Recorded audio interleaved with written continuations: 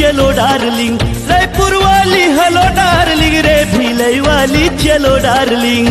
पहिरे हरा रंग के साड़ी दुर्ग वाली हेलो डार्लिंग, पहिरे हरा रंग के साड़ी दुर्ग वाली चलो डार्लिंग, रायपुर वाली हेलो डार्लिंग रे, दुर्ग वाली चलो डार्लिंग। एक छिन मा साया साड़ी, एक छिन मा पोलका, एक छिन मा गरू लागे, एक छिन मा हल्का, दुर्ग वाली हेलो डार्लिंग रे, बम्बई वाली चलो डार्लिंग, दिल्ली वाली हेलो डार्लिंग रे, रायपुर वाली हेलो डार्लिंग, पहिरे हरा रंग के साड़ी